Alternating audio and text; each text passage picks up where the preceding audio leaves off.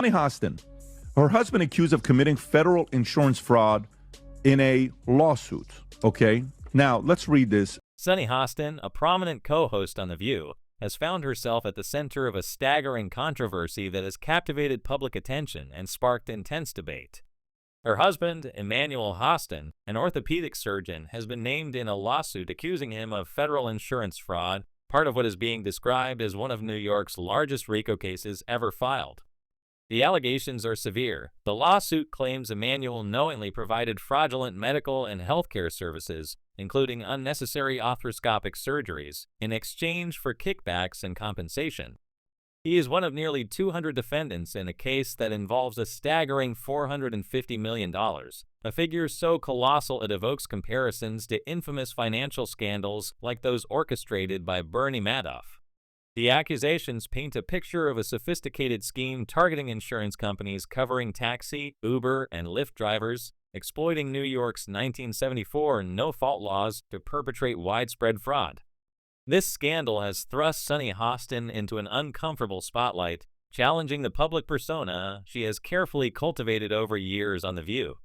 Known for her sharp intellect and moral pronouncements, Hostin has often positioned herself as a voice of ethical clarity, delivering pointed critiques on issues like systemic inequality and political corruption. Her commentary, delivered with a blend of eloquence and condescension, has made her a polarizing figure, a beacon of progressive ideals for some, a symbol of sanctimonious elitism for others. Yet the allegations against her husband threaten to unravel this image, casting a shadow over her credibility and exposing the contradictions between her public rhetoric and personal circumstances. The irony is palpable. Hostin has spent years on The View lecturing audiences about morality, often framing herself as a defender of justice against a backdrop of societal failures. She has sparred with guests, dismissed opposing viewpoints, and championed causes with an air of unassailable righteousness. But now her husband's alleged involvement in a massive fraud scheme undermines the moral high ground she has claimed. The accusations suggest a level of financial misconduct so audacious it could rival the plot of a Hollywood thriller, complete with private jets, offshore accounts, and a web of conspiracies intricate enough to require a courtroom whiteboard. For a figure who has made a career out of judging others, the revelation that her own household may be entangled in such a scandal is a twist few could have anticipated. The public reaction has been swift and unrelenting, with commentators seizing on the story's dramatic potential. Joe Rogan, the polarizing podcast host, has emerged as an unexpected voice in the fray, turning Hostin's predicament into comedic fodder on his show.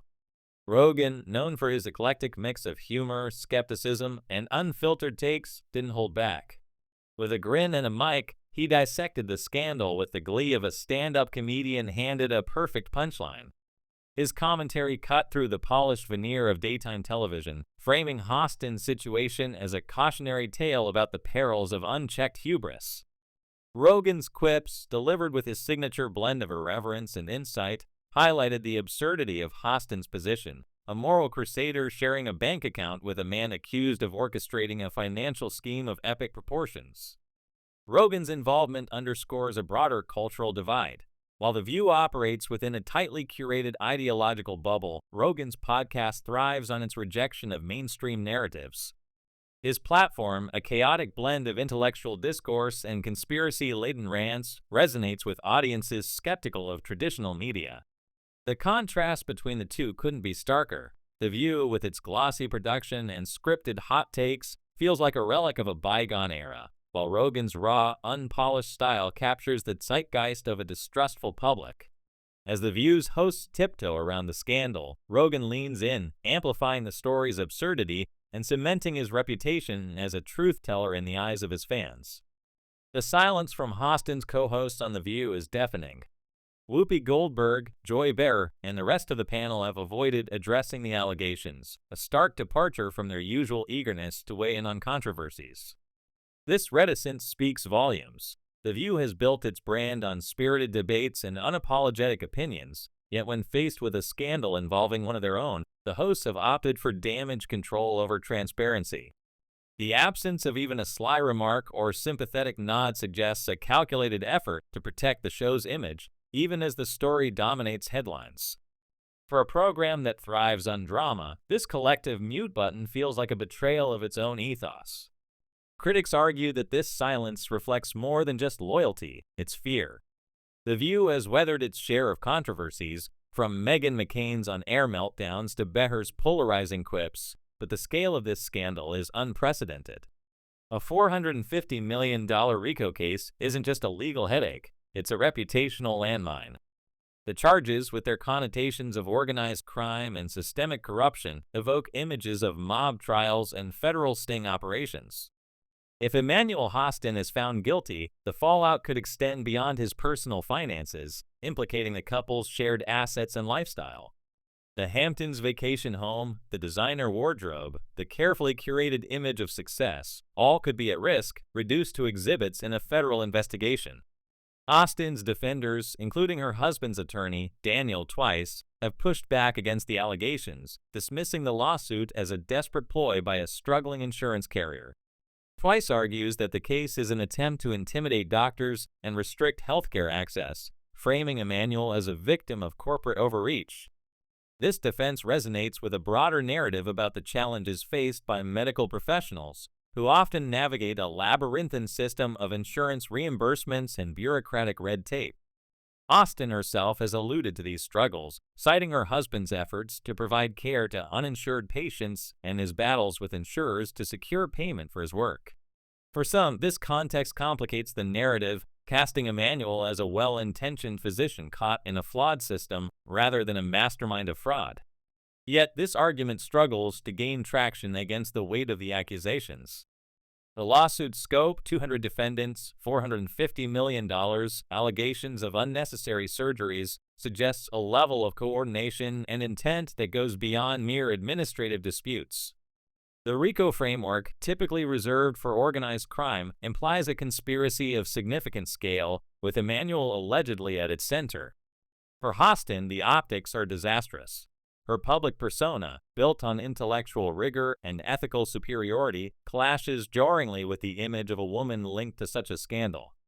The dissonance is amplified by her recent on-air missteps, including controversial remarks about Trump's electoral victory and the role of uneducated white women in his success. These gaffes, coupled with the fraud allegations, have fueled a perception of Hostin as out of touch, her moral lectures ringing hollow in the face of personal turmoil. The financial implications for Hostin are potentially catastrophic. If Emmanuel's assets are frozen or seized, the couple's joint accounts could be caught in the crossfire, threatening their affluent lifestyle. Legal experts have raised the specter of marital assets, a term that sends chills down the spine of anyone familiar with high-stakes litigation. The designer handbags, the luxury vacations, the gold-trimmed espresso machine in Hostin's dressing room, all could be swept up in a legal vortex, repurposed as evidence or liquidated to cover penalties. The prospect of bankruptcy looms large, a humbling fall for a woman who has reveled in her status as a media elite. The image of Hostin trading Louboutins for thrift store finds is a stark reminder of how quickly fortune can turn. The View itself is not immune to the fallout. The show has long been a lightning rod for criticism, accused of promoting a narrow ideological agenda and sidelining dissenting voices. Its format, combative debates, moral posturing, and a revolving door of token conservatives has alienated as many viewers as it has attracted. The current scandal only deepens this divide, reinforcing perceptions of the show as a haven for hypocrisy. Ratings, already precarious, could take a hit if audiences grow weary of the host's evasions. The View's brand, built on authenticity and relatability, risks crumbling under the weight of its own contradictions. Joe Rogan, meanwhile, emerges as an unlikely victor in this saga. Without chasing headlines or courting outrage, he has capitalized on The View's missteps, using his platform to expose the cracks in its facade. His commentary, while biting, is less about personal vendettas and more about highlighting the absurdity of elite institutions preaching virtue while grappling with their own scandals. Rogan's credibility, rooted in his willingness to tackle controversial topics head-on, grows with each passing episode, positioning him as a counterpoint to the sanitized narratives of mainstream media. His podcast, with its eclectic mix of guests and unscripted rants, feels like a rebellion against the polished artifice of shows like The View. For Hostin, the path forward is fraught with challenges.